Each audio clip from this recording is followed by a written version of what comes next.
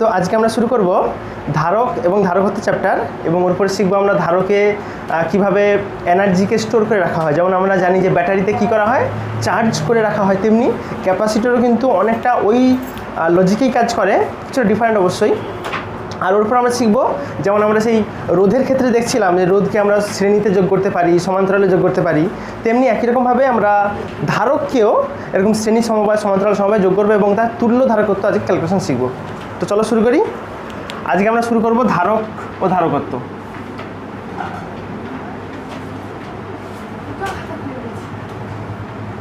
ধারক ও ধারকত্ব। ধারকটা কি আর ধারকত্ব কি? ধারকটা হচ্ছে আমি যে ইনস্ট্রুমেন্টে, যেমন তুমি ফোনে চার্জ দাও, ঠিক তো, তাতে কি থাকে, ব্যাটারি থাকে, একদম সেম তুমি যে ইনস্ট্রুমেন্টে চার্জ করবে সেই ইনস্ট্রুমেন্টের নাম হচ্ছে ধারক। আচ্ছা তুমি একটা ব্যাপার ভাবো তাহলে, আমি যদি একটা ধারককে, ধারক মানে তুমি যে কোনো একটা ব্যাটারির মতোই ভাবতে পারো, বাট একটু ডিফারেন্ট এখানে অবশ্যই লজিক। আমি যদি কোনো একটা ইনস্ট্রুমেন্টকে চার্জ করি, চার্জ দিই, তাহলে কী হবে, তার ভোল্টেজ আস্তে আস্তে করে বাড়বে। তুমি ভাবো না ব্যাটারির ক্ষেত্রে হয়, দেখবে যখন মানে অ্যাকচুয়ালি আমাদের ফোনের ব্যাটারিগুলো তো বোঝা যায় না, যদি তার লেভেলটা বোঝায় কিন্তু ভোল্টেজ বোঝায় না।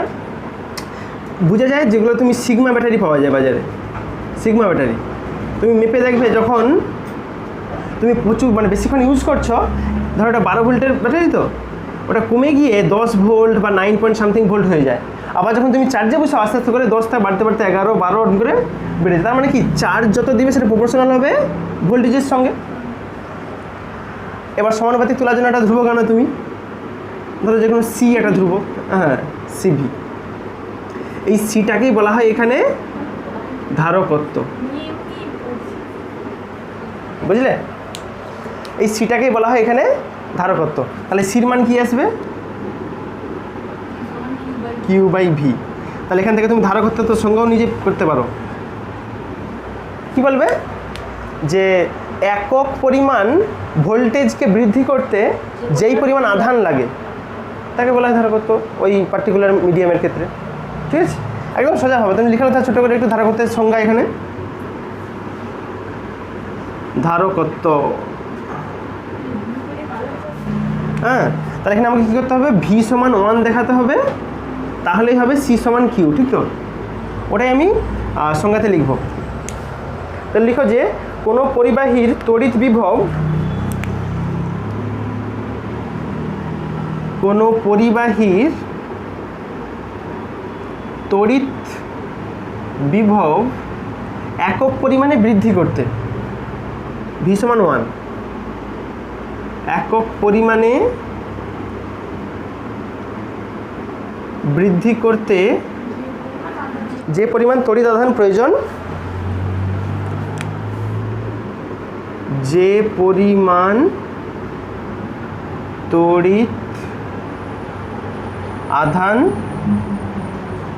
প্রয়োজন তাকেই বলা হয় ধারকত্ব, বা ওই পরিবাহীর ধারকত্ব। ঠিক আছে, তাকে ওই পরিবাহীর ধারকত্ব বলে। অ্যাকচুয়ালি এই ধারকের মধ্যে এনার্জিকে স্টোর করে রাখা, এই লজিকটা লাগিয়ে এখন একটা নতুন বিষয়ে রিসার্চ খুব ভালো চলছে আর কি, সেটা বলা হয় সুপার ক্যাপাসিটার। মানে আমাদের অ্যাকচুয়ালি ব্যাটারি সিস্টেমের কী অসুবিধা বলো তো, এমনিতে ঠিক আছে, কিন্তু একে তো ওজনে খুব হেভি হয়, তুমি দেখবে ব্যাটারিগুলো খুব ভারী হয়, এবং তার সঙ্গে আরেকটা মেন যে উইক পয়েন্ট সেটা হচ্ছে এর চার্জ হতে অনেক সময় লাগে। তুমি দেখবে ফোনকে যদি তুমি 0% থেকে 100% চার্জ দিতে হয়, যদি একটা বড়ো ব্যাটারি ফোন হয়, মিনিমাম 1.5 থেকে 2 ঘন্টা ফুল চার্জ রাখতে হয় মিনিমাম ওটা সময়। কিন্তু যদি তুমি সুপার ক্যাপাসিটার ইউজ করতে পারো, ওই জায়গাতে চার্জ কিন্তু হবে খুব ফাস্ট, মানে মিনিমাম হয়তো 5 থেকে 10 মিনিট লাগবে ফুল চার্জ হতে। হ্যাঁ, এই ধরনের কিছু অ্যাডভান্টেজ আছে, আবার কিছু ডিসঅ্যাডভান্টেজও আছে। ঠিক আছে, সেটা তাড়াতাড়ি শেষ হয়ে যাবে, এবং তার সঙ্গে বড়ো কথা হচ্ছে ব্যাটারির সাইজ দেখবে ছোটো হয়। তুমি যদি ক্যাপাসিটার লাগিয়ে যদি চার্জকে যদি স্টোর করার কথা ভাবো, তার বিশাল বড় স্পেস দরকার, বুঝতে পারছো? এত ছোটো জায়গা হবে না। আচ্ছা, ধারকত্বের একক কি জানো? একে বলা হয় ফ্যারাড, ফ্যারাডে। এফ দ্বারা লেখা হয় ইংলিশে, বাংলায় বলে ফ্যারাড। এটা এসআই বলে ফ্যারাড, আর যদি সিজিএসে বলতে চাও স্ট্যাট ফ্যারাড। হ্যাঁ, অনেকে স্ট্যাট ফ্যারাড বলে, বা কেউ কেউ স্ট্যাট ফ্যারাড না বলে বা ইএসইউ ধারকত্ব বলে অনেকে, ইএসইউ ধারকত্ব বলে, এটাই ব্যাপার।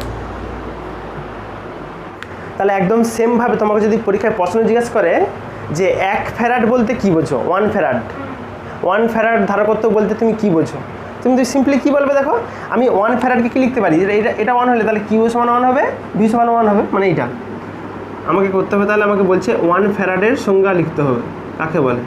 তাহলে আমি 1 ফ্যারাড সমান লিখতে পারি যে 1 উপরে কিউ আছে মানে কুলম্বে হয়, 1 কুলম্ব বাই 1 ভোল্ট বলতে পারি। তার মানে কী বলবো, যে কোনো একটা পরিবাহীর বিভব প্রভেদ 1 ভোল্ট বাড়াতে যদি 1 কুলম্ব আধান প্রয়োজন হয়, তাহলে সেই ধারকের ধারকত্বকে বলা হয় 1 ফ্যারাড। একদম সহজ করে, মানে মুখস্থ করার কোনো জায়গা নেই। লিখো, কোনো পরিবাহীর তড়িৎ বিভব 1 ভোল্ট বৃদ্ধি করতে, কোনো পরিবাহীর তড়িৎ 1 ভোল্ট বৃদ্ধি করতে যদি 1 কুলম্ব আধান প্রয়োজন হয়, যদি 1 কুলম্ব আধান প্রয়োজন হয়,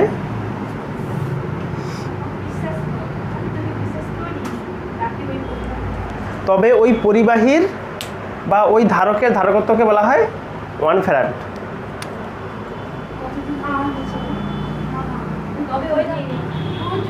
ওই পরিবাহীর ধারকত্বকে 1 ফ্যারাড বলে, ঠিক আছে। একে সিম্বল আকারে বড় হাতের এফ লেখা হয় ফ্যারাডকে, ঠিক আছে। তাহলে তোমরা একদম সিমিলারভাবে এটা লিখো যে 1 ইএসইউ ধারকত্ব বলতে কী বোঝো, কারণ পরীক্ষার সময় কোনটা দিবে কে জানে। তাহলে এখানে চেঞ্জটা কী আসবে, এখানে ভোল্টের জায়গায় আসবে ইএসইউ ভোল্ট, আর তার সম্পর্ক আগের দিন দেখছিলাম আমরা, সেই 1 ভোল্ট সমান হয় 1/300 ইএসইউ বিভব ছিল, আগের দিন সে প্রমাণটাই ছিল। আর এখানে কুলম্ব আছে, কুলম্বকে ইএসইউ। এইবার যেটা আমি ডিসকাস করব, আমরা 1 ফ্যারাড দেখলাম আর 1 ইএসইউ ধারকত্ব দেখলাম, ওদের মধ্যে কি সম্পর্ক, সম্পর্কগুলো একটু জেনে রাখা ভালো, বুঝতে পারছো। ঠিক আছে, তাহলে হেডিং বানাও। এবার আমরা করব ফ্যারাড এফ ও ইএসইউ ধারকত্বের মধ্যে সম্পর্ক, ধারকত্বের মধ্যে সম্পর্ক। দেখো, সম্পর্কগুলো জেনে রাখলে সুবিধাটা কি জানো তো, পরে যখন এদের মধ্যে ঝগড়া হবে তখন ঝগড়া মেটাতে সাহায্য হবে। মানে ধরো তোমাকে একটা প্রবলেম দিল, তার কিছু আছে ইএসইউ ধারকত্ব আর কিছু আছে এসআইএ, ঝগড়া হয়ে গেছে, তোমাকে কী করতে হবে, তাহলে ওদের মধ্যে সম্পর্ক জানলে ওদেরকে কনভার্ট করে দাও, তাহলে সুবিধা হয়, আর কিছু না। তাহলে আমরা প্রথম 1 ফ্যারাড থেকে শুরু করি। তাহলে আমি 1 ফ্যারাডকে কি লিখতে পারি, আমার লেখার নিয়ম কী ছিল, উপরে হতো 1 কুলম্ব বাই 1 ভোল্ট। এখন আমাকে তাহলে কী করতে হবে, কুলম্বকে করতে হবে স্ট্যাট কুলম্বে, আর ভোল্ট করতে হবে ইএসইউ বিভবে, ঠিক আছে। করার নিয়মটা এরকম, 1 কুলম্ব সমান হয় 3 × 10⁹, একদম, অত হচ্ছে ইএসইউ আধান, ডিভাইড বাই 1 ভোল্ট সমান আমরা আগের দিন করছিলাম 1/300, ঠিক তো, 1/300 ইএসইউ বিভব। এটা তুমি হিসাব করে দেখো, এই দুটা শূন্য নিচে আছে মানে উপরে উঠবে, আর এই 3টা ওর সঙ্গে গুণ হবে মানে 9, 9 × 10⁻, আগে 9 ছিল, আরও 2 ঘর বাড়বে, 11, এত হচ্ছে ইএসইউ ধারকত্ব, ঠিক আছে। এই গেল আমার সম্পর্ক। এইবারে আমি কিছু ইউজফুল এককের কথা বলবো আর কি। ইউজফুল মানে তোমাদের যে ধরনের ম্যাথমেটিক্যাল প্রবলেম করার জন্য যে এককগুলো ইউজ করা হয় ধারকত্বের, দেখবে মাঝে মাঝে এরকম ইউনিটগুলো থাকে। 1 মাইক্রোফ্যারাড, মাইক্রো মানে মনে রাখবে 1-এর সঙ্গে 10⁻⁻6, মানে এর আগে 6টা শূন্য বসিয়ে তারপর দশমিক হবে, এত ছোট, বুঝতে পারছো, এত হচ্ছে ফ্যারাড। মাঝে মাঝে থাকতে পারে 1 ন্যানো ফ্যারাড, ন্যানো মানে হচ্ছে 1 × 10⁻⁹, ছোটোটা, অত ফ্যারাড। যদি থাকে পিকো ফ্যারাড, পিকো মানে হচ্ছে 1 × 10⁻12। তাহলে সব থেকে মানে এদের মধ্যে আর কি, এদের মধ্যে বড় মোটামুটি এইটা দেখা যাচ্ছে, ছোট হচ্ছে পিকো। হ্যাঁ, এগুলি মোটামুটি তোমাদের ম্যাথমেটিক্যাল প্রবলেম করার জন্য লাগবে। ধারকত্ব যার যত বেশি হবে, আমরা ভাবতে হবে কি ওর হচ্ছে 1 ভোল্ট বৃদ্ধি করতে বেশি পরিমাণ চার্জ দিতে হয়। তার মানে যে যত বড় ধারকত্ব হবে বেশি মানের, তাকে বেশি পরিমাণ চার্জ দিতে হয়। তাহলে তোমার মনে প্রশ্ন হতে পারে, এই যে একটা পরিবাহীর ধারকত্ব বলছি আমি, ধারকত্ব কি কি বিষয়ের উপর নির্ভর করে? একটা পরিবাহী যদি বড় হয় তার কি হবে, বা যদি ছোট হয় তার ক্ষেত্রে কি হবে, ঠিক আছে? কিভাবে কি নির্ভর করে এটা একটু জানার দরকার। তাহলে পাশে এখানে একটু লিখে দিই, পরিবাহীর ধারকত্বের নির্ভরশীলতা। ধারকত্বের নির্ভরশীলতা কি কি বিষয়ের উপর নির্ভর করে? প্রথম তুমি বলতে পারো অবশ্যই যে পরিবাহীর ক্ষেত্রফলের উপর। পরিবাহীর ক্ষেত্রফলের উপর অবশ্যই নির্ভর করে। 2 নম্বর ব্যাপার হচ্ছে ওর কাছাকাছি অন্য কোনো ধারক আছে কিনা, বুঝতে পারছো? কারণ সে ধারক তাহলে তারও একটা প্রভাব আছে, ঠিক? তাহলে এর কিন্তু চেঞ্জ হবে। লিখে তো 2 নম্বর পয়েন্টে যে অবশ্যই অন্য কোনো পরিবাহীর উপস্থিতি। 2 নম্বর হচ্ছে অন্য কোনো পরিবাহীর উপস্থিতির উপরে নির্ভর করে। আর শেষ যেটা নির্ভর করে সেটা হচ্ছে ওই ধারকের চারপাশের প্রকৃতির উপর, মানে যে মাধ্যমটায় রাখছো তুমি ওই ধারকটাকে, ওই পরিবাহীটাকে, তার মাধ্যমের প্রকৃতির উপর নির্ভর করে। চারপাশের মাধ্যমের প্রকৃতির উপর নির্ভর করে। প্রকৃতির উপর নির্ভর করে মানে সেই যে আমরা সেই শিখছিলাম পরাবৈদ্যুতিক ধ্রুবক কে, ওই কে এর মানের উপর নির্ভর করে। এ হচ্ছে পরাবৈদ্যুতিক ধ্রুবকের উপর নির্ভর করে। সে আমরা জানতাম যদি শূন্য মাধ্যম বা গ্যাস মাধ্যম হয় তাহলে ক্ষেত্রে কে এর মান 1 হয়ে যেত, তার ক্ষেত্রে একরকম হবে। অন্য কোনো মিডিয়ামে রাখলে, ধরো জল বা কাঁচ, অভ্র, তাদের মধ্যে রাখলে একরকম আলাদা হবে। এটাই ব্যাপার। তাহলে চলো একটা একটা ধরে ধরে অ্যানালাইসিস করি। প্রথমে যেটা ফার্স্ট কোয়ান্টিটি আছে পরিবাহীর ক্ষেত্রফলের উপর, মানে এটা পরিবাহী চওড়া হলে তার ক্ষেত্রে কী হবে, আর যদি সরু হয়, সাইজ ছোটো হয়, তার ক্ষেত্রে কী হবে। একটা জিনিস তো পরিষ্কার দেখো, ধরো একটা পরিবাহীর মধ্যে, এটা একটা পরিবাহী, আমি ধরো একে সেই বাড়ানো কমানোর জন্য একটা সিস্টেম আছে, মানে এটাকে উপর দিকে তুলে দিলে পরিবাহীর ক্ষেত্রফল বেড়ে যাবে, আবার কমিয়ে দিলে কমে যাবে। ভাবতে পারো আমি কী করছি, নিচের এই অংশটাতে ধরো কিছু প্লাস চার্জ করে দিয়েছি, ধরো কটা চার্জ করছি, 5টা প্লাস চার্জ করছি। এখন আমি যদি এটাকে যদি বাড়িয়ে দিই তাহলে তো পুরো ক্ষেত্রফলেই 5টা থাকবে, তার মানে কি এর সেই ক্ষেত্রফলের ঘনত্ব কমে যাবে, ঠিক? মানে এটা আমরা কি সূত্রে জানতাম, সেই কিউ সমান হতো সিভি, তাহলে সি সমান হয় কি Q/V। এর ব্যাপার বুঝো, যখন তুমি একে ক্ষেত্রফল বাড়িয়ে দিচ্ছ, ক্ষেত্রফল বাড়ালে কি হবে, এর যে বিভব প্রভেদ, আমরা কি জানি বিভব প্রভেদের সঙ্গে চার্জ হচ্ছে সমানুপাতিক হয়, চার্জ যত বেশি থাকে তত বিভব প্রভেদ বেশি হয়। তার মানে এখানে তুমি ক্ষেত্রফলের সঙ্গে তাহলে বিভব প্রভেদ কী হবে দেখো, ক্ষেত্রফল যদি বাড়াও বিভব প্রভেদ কমে যাবে, মানে V is proportional to 1/A, ঠিক? এটা হচ্ছে পরিবাহীর ক্ষেত্রফল। তার মানে এখানে সম্পর্কে কী আসবে দেখো, কিউ তো ফিক্সড, কারণ তুমি আর এক্সট্রা করে চার্জ দিচ্ছ না, ওই 5টা চার্জ দিলে 5টা চার্জই আছে পুরোটাতে। কিন্তু এখানে সম্পর্কে কী ছিল, সি প্রপোর্শনাল ছিল 1/V, আবার V proportional to 1/A। তাহলে কী হবে, সেই শত্রু আমার বন্ধু, মানে তার মানে সি প্রপোর্শনাল টু A। বুঝতে পারছো?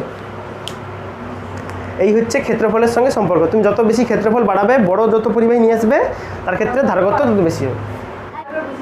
আচ্ছা, সাপোজ ধরো আমি একটা ধারককে রাখছি প্লাস চার্জ করে, আমি ওর পাশে দূরে একটা অনাহিত, যাকে গ্রাউন্ড করা আছে, একটা পরিবাহীকে ওর কাছে নিয়ে আসবো।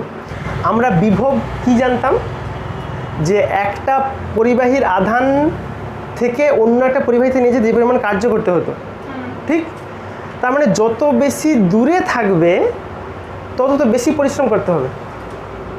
আমার বিভবের কনসেপ্ট কী ছিল, অসীম থেকে চার্জকে নিয়ে আসতে যে পরিমাণ কার্য করতে হয়, তাহলে যত তুমি বেশি রাস্তা নিয়ে আসতে চাইবে তত বেশি কাজ করতে হবে। তাহলে কি হবে, এর সঙ্গে প্রপোর্শনাল।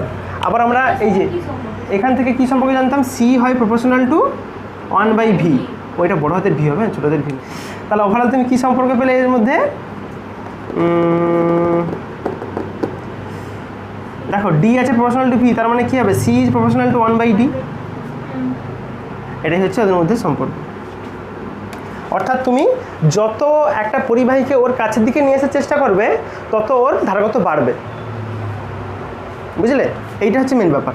এটা ছিল আমার 2 নম্বর পয়েন্টটা। এবার চলো 3 নম্বরে। 3 নম্বরে ছিল আমার চারপাশের প্রকৃতির, মাধ্যমের প্রকৃতির ওপর। মাধ্যমের প্রকৃতি মানে যে পরাবৈদ্যুতিক ধ্রুবক, মানে কে নিয়ে আমার কাজ হবে, ঠিক তো? কে নিয়ে কাজ করতে হবে, হ্যাঁ। এখন দেখা গেছে কি যে মাধ্যমের পরাবৈদ্যুতিক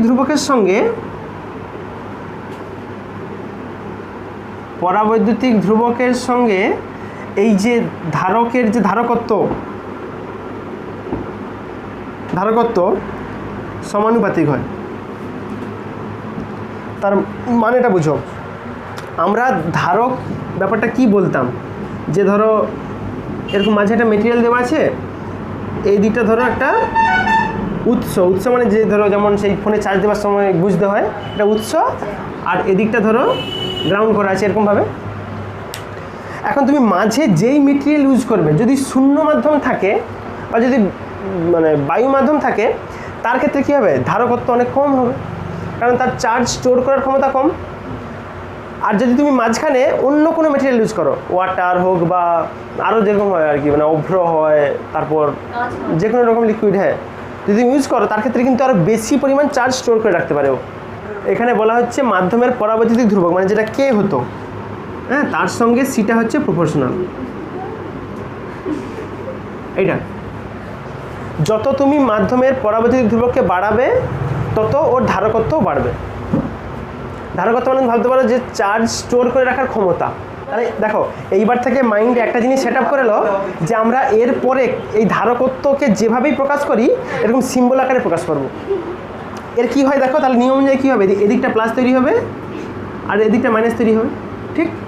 তুমি ভাবতে পারো দুটো সেই যেমন সমান্তরাল দুটো পাত রাখা আছে, সেই পাতের মাঝখানে যা খুশি থাকতে পারে, তুমি ইয়ার রাখতে পারো, যে কোনো অন্য পরাবৈদ্যুতিক ধ্রুবক রাখতে পারো, তোমার ইচ্ছা। চলো তাহলে এবার আমরা শিখবো যে একটা ধারকত্বকে যদি তুমি চার্জে বসাও তাহলে ওর মধ্যে কী পরিমাণ শক্তি স্টোর থাকে। তাহলে এবার হেডিং বানাও। এবার আমরা করব ধারকে সঞ্চিত শক্তি। একে দুভাবে ক্যালকুলেশন করা যায়, একটা সে ইন্টিগ্রেশন লাগিয়ে সমাকলন করে, আর একটা এমনি গতানুগতিক পদ্ধতিতে। আগে সহজটা করে নিই, তারপরে ইন্টিগ্রেশন শিখবো, ঠিক আছে?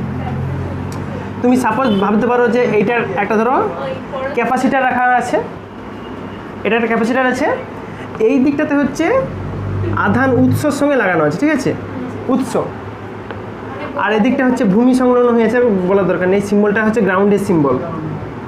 তাহলে কী হবে, গ্রাউন্ডের এদিকটা প্লাস হবে, এদিকটা মাইনাস হবে। এটা আমার নিয়ম ছিল। আমি তাহলে ধরি যে ধরো দুটো কন্ডিশন, যখন আমি চার্জ দিইনি তখন কি, তাহলে চার্জ শূন্য, আর চার্জ শূন্য মানে ভোল্টেজও শূন্য। তাহলে প্রাথমিক অবস্থায় কী ছিল,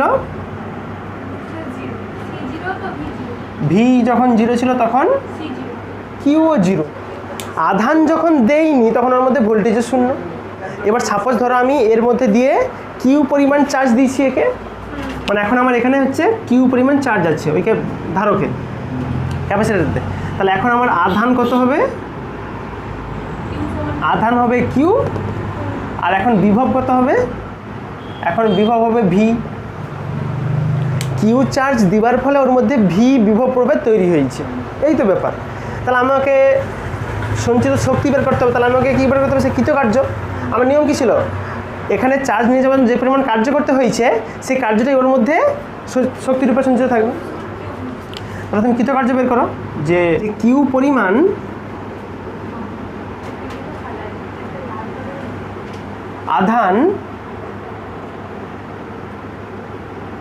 আধানে আহিত করতে কৃতকার্য। আমরা আগের দিন কি জানছিলাম বলো তো, সেই একক আধানকে নিয়ে যেতে যে পরিমাণ কার্য তাকে বলা হয় বিভব। তাহলে আজকে আমি বলতে পারি এটা সমান তাহলে কি হবে বিভব ইনটু আধান, কারণ একটা যদি আধান যদি 1 হয়ে যায় তাহলে কৃতকার্য সমান বিভব হয়ে যাবে, ঠিক আছে, ওটা ইনটু হবে আধান। লজিকটা বুঝো, যখন আমার আধানটা একক ছিল তখন সেটাই হতো বিভব আর কৃতকার্য সমান। এখন আমাকে যদি টোটাল কৃতকার্য বের করতে হয়, কারণ এখানে তো আমি একটা চার্জ পাঠাইনি, অনেক চার্জ পাঠিয়েছি, ঠিক তো, তাহলে টোটাল কাজ বের করতে হলে কী হবে, ওই বিভবের সঙ্গে ওই আধানটাকে গুণ করতে হবে। তাহলে বিভব আমরা জানি ভি দ্বারা লিখে, আর আধান হচ্ছে কিউ, আধান পাঠাইছি ওখানে, তাহলে ভি ইন্টু কিউ। এবার এইখানে একটা ব্যাপার আছে, দেখো এখানে ডিরেক্ট ভি লেখা উচিত নয়, এখানে লিখতে হবে গড় বিভব। কারণটা বুঝো, দুটো কেস আছে। প্রথম অবস্থায় বিভব ছিল 0, তারপরে কত বিভব হয়েছে ভি, আমাকে বের করতে হবে গড় বিভব। তাহলে গড় বিভব কী হবে 0 প্লাস ভি বাই 2, গড় যোগ করে 2 দিয়ে ভাগ, তাহলে কত হবে এখানে ভি বাই 2। কেন হলো বুঝো, কারণ আমাকে এটা বুঝতে হবে যে আমি কার্য কখন থেকে শুরু করছি। এখানে 0 থেকে স্টার্ট হয়েছে ভি পর্যন্ত তুমি বাড়াইছো ভোল্টেজকে, তাহলে সেই টোটাল কাজ বের করতে হবে আমাকে গড় করে, এটাই ব্যাপার।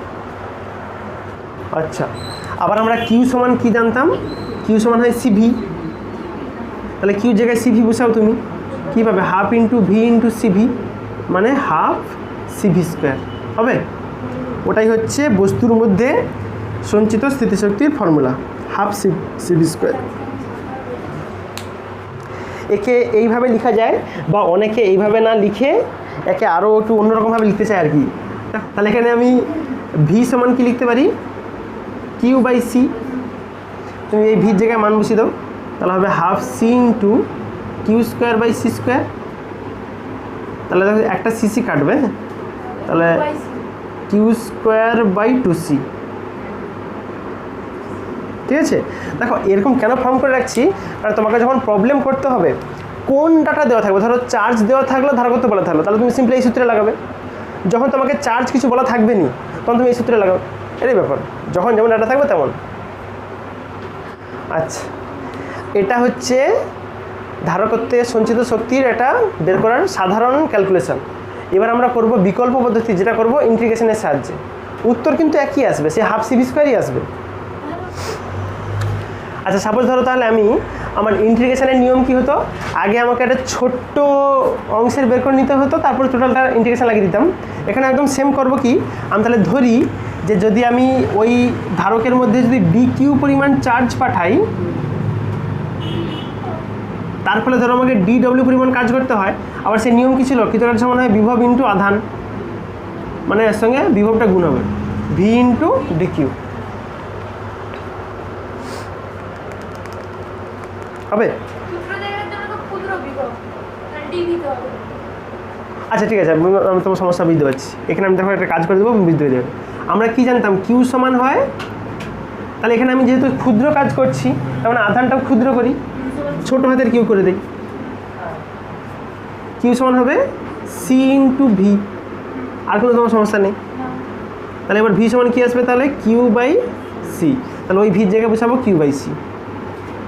আচ্ছা, তাহলে একটা ব্যাপার বুঝো, এখানে যেহেতু আমি ছোটো হাতের কিউ ধরছি, তাহলে এই ছোটো আধানটা কী হবে, তাহলে ছোটো ডি কিউ, হ্যাঁ ব্যাপার। তাহলে এটা কী আসবে, q by C into d q এইটা। এইবার আমি করবো যে সম্পূর্ণটা চার্জ করতে কী পরিমাণ লাগে, এবার লাগাবো ইন্টিগ্রেশন। তাহলে সম্পূর্ণ চার্জ করতে কৃতকার্য, চার্জ করতে কৃতকার্য, ডব্লিউ সমান আসবে কি ইন্টিগ্রেশন ডি ডব্লিউ, মানে ইন্টিগ্রেশন। দেখো এই সিটা তো ধ্রুবক, এখানে কোনো কাজও নেই, ওকে বাইরে বের করে দাও। তাহলে থাকে কি q into d q, limit বসাতে হবে। এবারে চার্জটা কোথা থেকে কোথা অবধি হয়েছে, আগে চার্জ ছিল 0, এখন চার্জ বেড়ে হচ্ছে কিউ। আমি তো আধানের উপর লিমিট লাগাবো, কিউ আছে তো, আগে চার্জ ছিল 0, এখন চার্জ বেড়ে হয়েছে কিউ, 0 থেকে কিউ পর্যন্ত। তুমি তাহলে ইন্টিগ্রেশন করো, তুমি ইন্টিগ্রেশন করতে জানো। সে কী ছিল, এক্স ইন্টু ডিএক্স মানে কী হয়, এক্স স্কোয়ার বাই 2। আমার ইন্টিগ্রেশনের নিয়ম ছিল, আমরা প্রিভিয়াস ক্লাসগুলোতে করেছি, যেহেতু আমাকে এক্স ইন্টু ডিএক্সের ইন্টিগ্রেশন করতে বলতো, আমার নিয়ম কী ছিল, এই ডিএক্সের সাপেক্ষে এক্সের ইন্টিগ্রেশন করতে হবে, মানে এক্সের মাথায় আগে 1 ছিল, ওর সঙ্গে আবার একটা 1 যোগ করতে হয়, আর নিচে টোটালটা ভাগ হয়ে যায় এইটা। এবার যেমন লিমিট ছিল, তুমি লিমিট বসাবে একই রকমভাবে। তাহলে তুমি ওভারঅল দেখো কী পাচ্ছ, এক্স স্কোয়ার বাই টু। এখানে কিউ আছে, তাহলে এখানে কী আসবে, Q square by two. Limit কী ছিল, 0 থেকে কিউ পর্যন্ত। মান বুঝাও, তুমি লিমিট বুঝাও এবারে। 1/c বাইরে থাকলো, দেখো মান বুঝাও। একবার বুঝবে বড় হাতের কিউ, একবার হবে Q square by two minus, আর একবার কিউ জায়গায় শূন্য বুঝবে। আর লিখতে পারো, না লিখলে কী হবে, তাহলে আসবে কত, হাফ নিচে সি উপরে কিউ স্কোয়ার, মানে q square by two C সেটা আসছে। তাহলে এটা একটা অবশ্যই সঞ্চিত শক্তি। তুমি এটা না লিখে অন্য কিছু লিখতে পারো। আমরা কিউ সমান কি জানি, সি ভি। তাহলে কিউ জায়গায় মান বসিয়ে দাও, ই সমান আসবে তাহলে হাফ থাকলো C square V square by C, মানে কত আসবে তাহলে হাফ সি ভি স্কোয়ার আসবে। সেই একই অ্যান্সার আমরা পেলাম, কিন্তু একটু ডিফারেন্ট টাইপের ক্যালকুলেশন করে, আর কিছু না। এইবার আমরা যেটা ডিসকাস করব, আমরা যেমন সেই রোধের ক্ষেত্রে দেখতাম, রোধের কী হতো, সমবায় হতো, সে শ্রেণী সমবায় হতো, সমান্তরাল সমবায় হতো। একদম সেম আমরা ধারকেরও সমবায় করবো এবারে। ধারকের সমবায় একদম সিমিলার টাইপ। তুমি এগুলো ডিফারেন্ট বলে ভাবোনি, ঠিক আছে। সেখানে যেমন হতো কিন্তু এখানে যে পার্থক্যটা তোমাকে বুঝতে হবে, তার সঙ্গে এখানে কী পার্থক্য হয়। আচ্ছা, সমবায় দু রকম হয় বললাম, একটা হয় শ্রেণী সমবায় আর একটা হয় সমান্তরাল। আমরা ডেফিনেটলি আগে শ্রেণীটাই স্টার্ট করব। তাহলে প্রথম আমরা শিখব শ্রেণী সমবায়।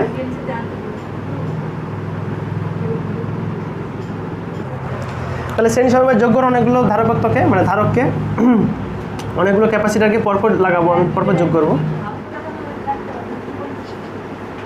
এরকম অনেকগুলোকে পরপর জুড়ে দিয়েছি। সাপোজ ধরো আমি একদিকের প্রান্তকে উৎসর সঙ্গে লাগিয়ে রাখছি, সোর্সের সঙ্গে, যেখান থেকে চার্জ পাবেও, আর এটাকে হচ্ছে ভূ সংলগ্ন করে রাখছি, গ্রাউন্ড করে দিয়েছি। আমি ধরি যে প্রত্যেকটা ধারকের ধারকত্ব আলাদা আলাদা হবে। ধরো এটার C1, এটার C2, এটা C3, যদি আরও থাকতো যোগ হতে পরপর, ঠিক আছে, ডট করে তুমি এটা আমি CN লিখি, N নম্বর, আরও মাঝখানে তো থাকতে পারে, ঠিক আছে, কোনো ব্যাপার না। আচ্ছা, কিন্তু একটা কথা মনে রাখবে, আমি যদি একে একটা উৎসের সঙ্গেই লাগাই, প্রত্যেকে কিন্তু সমান পরিমাণ চার্জ পাবে, চার্জ একই হবে। অর্থাৎ এও যদি কিউ চার্জ পায়, এই যে নিয়মটা কী হয়, এদিকটা প্লাস তৈরি হয়, এদিকটা মাইনাস তৈরি হয়, একদম সেম এখানে হবে, এদিকটাও প্লাস, এদিকটা মাইনাস, একদম এদিকটা সবগুলো প্লাস পাবে, এদিকগুলো মাইনাস পাবে। গ্রাউন্ডের দিকটা মাইনাস হয় আর উৎসের দিকটা প্লাসে হয়। তাহলে প্রত্যেকটাই কিন্তু কিউ পরিমাণ চার্জ পাবে, ঠিক আছে। এটা একদম মাথার মধ্যে সেট আপ করে লো। তাহলে আমি একটা কাজ করি, যে তাহলে প্রত্যেকটা ধারকের কী হবে, দেখো বিভব তো আলাদা আলাদা হবে। বিভব এ কী পরিমাণ স্টোর করছে সেটা আলাদা, এর আলাদা, এর আলাদা। তাহলে তুমি তো আলাদা বের করো। প্রথমটার ক্ষেত্রে কী আসবে, V1, সে আমার সূত্র কী ছিল, কিউ সমান হতো CV, তাহলে ভি সমান কী আসবে, কিউ বাই সি। তাহলে V1 সমান কী আসবে, কিউ বাই C1। বাহ। V2 কী আসবে, কিউ বাই C2। আর আমি লিখছি না, একই রকমভাবে আসবে, শেষমেশ কী আসবে, VN, N নম্বর যেটা ছিল, VN সমান আসবে কিউ বাই CN। বুঝলে? এবার সেই শ্রেণীকে যোগ করার নিয়ম কি ছিল, একদম সাধারণভাবে যোগ্য দিলেই হতো ভোল্টেজগুলো। তাহলে তুমি বলতে পারো, আচ্ছা তাহলে কী আসবে, ওভারঅল ভোল্টেজ ভি সমান কী আসবে, V1 plus V2 V3 dot dot করে VN। ধরো তুমি এ হচ্ছে 5 ভোল্ট স্টোর করছে, 5 ভোল্ট, এ 3 ভোল্ট, এ 4 ভোল্ট, এ 2 ভোল্ট। তাহলে ওভারঅল কী পাবো, সবগুলোকে যোগ্য দিলেই পেয়ে যাবো। ওটাই করছি আমি। আমার মান বসিয়ে দাও এখানে। V1 এর মান কী ছিল, q by C1, q by C2, q by C3 plus dot dot করে কিউ বাই CN। এইটা আমি করলাম কি, একটা শ্রেণী সমবায়ে যদি অনেকগুলো ধারক থাকে, তাদের ওভারঅল টোটাল ভোল্টেজ কী হিসেবে বের করলাম।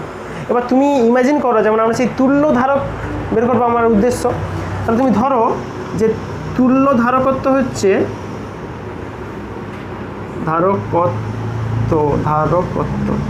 তুল্য ধারকত্ব, যাকে আমি CS লিখতে পারি, S ফর সিরিজ।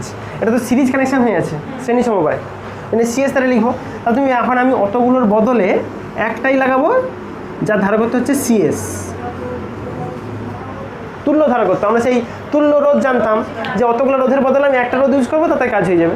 একদম সেম এখানেও, এখানে থাকবে উৎস, এটা যেমন গ্রাউন্ড হয়, একদম সেম কাজ হবে। চার্জ কিন্তু এ কিউই পাবে, চার্জ সবাই কিউ পেতো, এও কিউ পাবে। তাহলে এর ভোল্টেজ কী হবে, ভি অফ এস বলতে পারি। ভি এস সমান কী হবে তাহলে, কিউ বাই সিএস হবে। এবারটা ব্যাপার বুঝো, এখানের যে টোটাল ভোল্টেজ ছিল যেটা ভি, আমি তো বলতে পারি এখানের টোটাল ভোল্টেজ হবে তার সঙ্গে সমান হবে, মানে এটা অ্যাকচুয়ালি ভি বলতে পারো তুমি, ঠিক আছে। ভি সমান হয় কিউ বাই সিএস। তাহলে তুমি দুটাকে কম্পেয়ার করে দাও, এটাকে রাখো 1 নম্বর সমীকরণ, এটাকে করো 2 নম্বর, 1 আর 2কে তুলনা করে, তাহলে কী হবে, কিউ বাই সিএস সমান এইটা পুরোটা লিখে বলো, কিউ বাই সিএস সমান q by C one, q by C two, dot dot করে কিউ বাই সিএন। দেখো কিউগুলো সব উড়ে বেড়ে যাবে, তাহলে থাকবে 1 বাই সিএস সমান 1 by C one, 1 by C two, dot dot করে 1 বাই সিএন। এখানে একটা মজার বিষয় দেখো, আমরা যখন রোধের সমবায় করছিলাম সেখানে সমান্তরালের ক্ষেত্রে এই কেসটা আসতো, কিন্তু ধারকের ক্ষেত্রে শ্রেণীতেই আসছে এইটা। তাহলে মনে রাখবে কীরকম, রোধের ক্ষেত্রে সমান্তরালে যা হয় এখানে শ্রেণীতে হবে, আর সেখানে শ্রেণীতে যেটা হতো এটা এখানে সমান্তরালে হবে। এই বেসিক ডিফারেন্স, আর কিছু না। তাহলে এই যে সিএস ওটাই হচ্ছে আমার তুল্য ধারকত্ব শ্রেণী সমবায়। আচ্ছা, এবার মাঝে মাঝে এখান থেকে ধরো এইটার প্রুফ করতে দিল তোমাকে, দেওয়ার পর একটা ছোট্ট 1 নম্বরের প্রশ্ন বলে দিল যে প্রমাণ করো এই যে ধারকগুলো ছিল C1, C2, C3, C4, হ্যাঁ ধারকত্ব, বলছে ওর যে তুল্য ধারকত্ব মানে সিএস দেখাও যে এর মধ্যে যেটা সবথেকে ছোট তার থেকেও ছোট হয় এই তুল্য ধারকত্ব। তুমি সাপোজ ধরো এটা ধরো 2, 3, 4, 5, তাহলে ছোটো কি, তাহলে 2 এরটা দেখা যাবে যে তুল্য ধারকত্ব 2 এর থেকেও ছোট। এটা প্রমাণ করতে হবে, একটু করে দাও, আমি একটু এই কোণটা দেখিয়ে দিই। হ্যাঁ আচ্ছা, এটা যদি তোমাকে বলে আর কি, তুমি জাস্ট সিম্পলিভাবে করতে পারো। দেখো আমি কি লিখবো, 1 বাই সিএস সমান, আমি তাহলে ধরি যে এই C1টা হচ্ছে সব থেকে ছোটো ওদের মধ্যে, আমি ধরে নিই, ঠিক আছে। তাহলে যেটা ছোটো সেটাকে রাখি, বাকিগুলোকে লিখবো না। কি লিখবো শুধু, দেখো এগুলো কখনো তো নেগেটিভ হতে পারে না, ধনাত্মক রাশি, তার মানে লিখতে পারি প্লাস ধনাত্মক রাশি। তাহলে একটা ব্যাপার বুঝো, এখানে 1 বাই সিএস সমান ওইটার সঙ্গে ধনাত্মক রাশি যোগ করলে তবে সমান হয়, তার মানে নিশ্চয়ই 1 by CS is greater than 1 by C1, মানে এইভাবে আমি এখানে লিখতে পারি। তাহলে অতএব 1 বাই সিএসটা নিশ্চয়ই বড় হচ্ছে ফ্রম 1 বাই সি, তার সঙ্গে এক্সট্রা যোগ করলে তবে এর সঙ্গে সমান, তার মানে নিশ্চয়ই বড়। তার মানেটা কি, এ তো 1 বাই করে হয়ে আসছে, উল্টে দিলে উল্টে যাবে, মানে আসবে C is greater than CS. এটাকে দিকে পাঠাও, দেখে পাঠাও, ঠিক আছে। তাহলে বুঝলে সব থেকে ছোটোটা আমি কোনটা ধরছিলাম, আমি C1টাকে, তার থেকেও দেখো ছোটো হয়ে গেল তুল্য ধারকত্ব। তোমাকে প্রশ্ন এখানে বলছে যেটা, যে প্রমাণ করো যে শ্রেণী সমবায়ের তুল্য ধারকত্ব, শ্রেণী সমবায়ের তুল্য ধারকত্ব ক্ষুদ্র ধারকের থেকেও ক্ষুদ্র হয়। বুঝলে, কে ক্ষুদ্র হয়। তাহলে হেডিং বানাও, আমরা কাকে শ্রেণী সমবায় বলবো, কাকে আমরা শ্রেণী সমবায় বলবো। শ্রেণী সমবায় ডেফিনেশন, কতকগুলি ধারককে যদি পাশাপাশি এমনভাবে যুক্ত করা হয় যে, এমনভাবে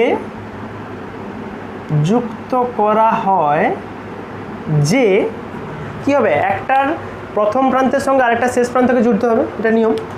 তাহলে লিখো যে প্রথম ধারকের প্রথম পদ, প্রথম ধারকের প্রথম পদ উৎসের সঙ্গে, তার মানে কি ব্যাপারটা কি ছিল, এরকম অনেকগুলো যদি সিরিজে যোগ করতাম, প্রথমটা তো উৎসের সঙ্গে লাগানো থাকতো, ঠিক তো, এখানে থাকতো উৎসের সঙ্গে, এবং শেষ ধারকের শেষ পাত, মানে এইটা শেষে কি থাকে, গ্রাউন্ড করা থাকে। এবং শেষ ধারকের শেষ পাদ ভূ সংলগ্ন করা থাকে বলতে পারো, ভূমির সঙ্গে যুক্ত করা থাকে, তবে ধারকের সমবায়কে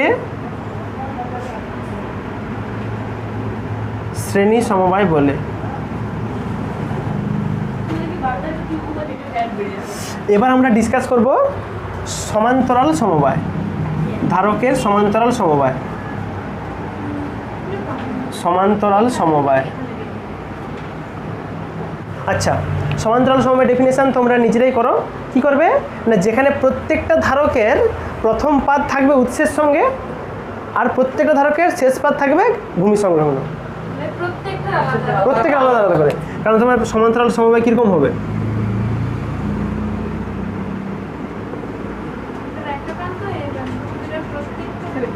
আমি 3টা দিলাম, ঠিক আছে, তুমি আরও দিতে পারতে, কোনো ব্যাপার না।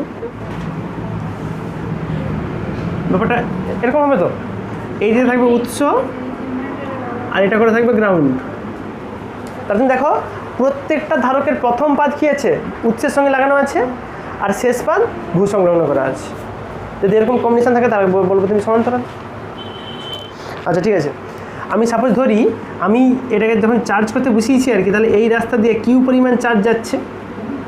এবার চার্জ কিন্তু দেখো রাস্তাতে ভাগ হয়ে যাবে, ঠিক তো, এখান দিয়ে যাবে Q1, এখান থেকে যাবে Q2, এখান থেকে যাবে Q3।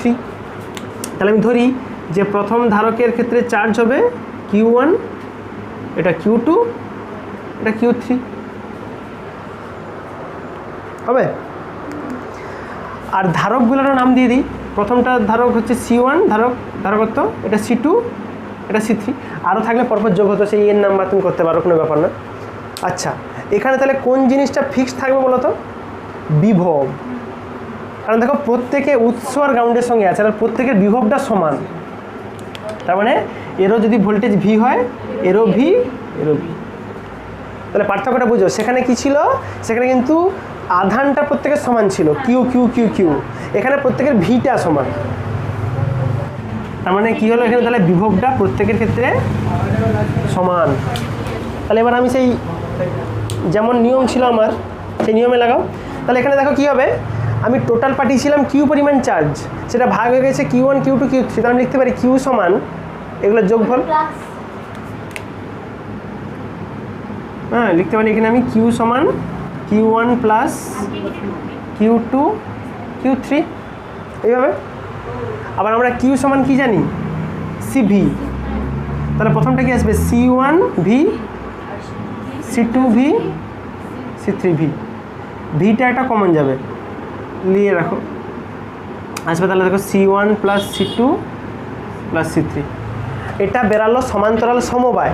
এখন আমি ওই সমান্তরাল সমবায়ের বদলে যদি তুল্য ধারকত্ব লাগাই, এটা যেহেতু সমান্তরাল, তাহলে এখানে তুল্য ধারকত্ব কি আসবে, এখানে আসবে তুল্য ধারকত্ব C অফ প্যারালাল, মানে CP। সেখানে ছিল CS, S ফর সিরিজ, এটা P ফর প্যারালাল, সমান্তরাল। তাহলে এখন আমি কি ধরবো, তাহলে অতগুলোর বদলে একটাই, ঠিক তো। এইখানে থাকবে উৎস, এটা গ্রাউন্ড। আচ্ছা এখানে কী করবে, যেমন সে নিয়ম ছিল, এদিকটা প্লাস হতো, এটা মাইনাস, সেটা একই হবে, ঠিক আছে। এদিকটা প্লাস, এটা মাইনাস, এখানে হবে এদিকটা প্লাস, এটা মাইনাস, এইভাবে। তাহলে এর ধারকত্ব কত হবে, CP। ভোল্টেজ কিন্তু V আছে, আধান কত পাবে, কিউ। তাহলে এর ক্ষেত্রে, হ্যাঁ এর ক্ষেত্রে তাহলে কিউর মান কত আসবে, কিউ সমান CP ইন্টু V। তাহলে এইটাকে রাখো 1 নম্বর সমীকরণ, এটা রাখো 2 নম্বর, তুলনা করে দাও, আসবে কি CP V সমান এইটা, তাহলে 1 নম্বর আর 2 নম্বরকে তুলনা করে,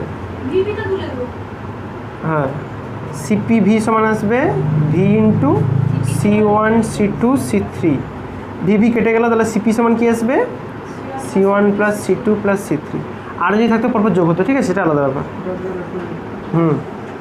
তার মানেটা বুঝো, সেখানে যখন আমি সিরিজে জুড়ছিলাম ধারকগুলোকে, ক্যাপাসিটারগুলোকে, তখন ক্যালকুলেশন আসছিল পুরো সেই রোধের ক্ষেত্রে সমান্তরালের ব্যাপারটা, আর এখানে দেখো সমান্তরালটা আসছে সিরিজের মতো সিম্পলি যোগ হয়ে গেছে পরপর। এই বেসিক ডিফারেন্সটা মনে রাখো, আর বাকি ক্যালকুলেশন তো সোজা দেখা যাচ্ছে। ঠিক আছে, তাহলে এটাই হলো সমান্তরাল সমবায়ের তুল্য ধারকত্ব। সমান্তরাল, এটা হচ্ছে সমান্তরাল সমবায়ের তুল্য ধারকত্ব। কাজ প্রচুর লাগে এখন, যত রকম ইলেকট্রনিক সার্কিট হচ্ছে, তুমি যে কোনো তুমি রেডিও খুলে ফেলবে, রেডিওর ভিতরে দেখবে এরকম ক্যাপাসিটার লাগানো আছে। কোথায় জানো তো, দেখবে যেগুলো সেই এরকম দেখতে হয়, ক্যাপাসিটারগুলো দেখতে হয় এরকম দুটো প্রান্ত বেরিয়ে থাকে, বিভিন্ন রঙের হয়, নীল রঙের হয়, কালো রঙের হয়, লম্বা লম্বা হয় এরকম, ওইগুলো হচ্ছে ক্যাপাসিটার। বুঝতে, আমি কি বলছিলাম ক্যাপাসিটার কাজ করে কি খুব কুইক বলছিলাম, কিন্তু ব্যাটারি খুব স্লো কাজ করে। ব্যাটারিকে চার্জে বসাবে, সেরকম চার্জ হবে তো হবে, কিন্তু ক্যাপাসিটার খুব ফাস্ট চার্জ হয়।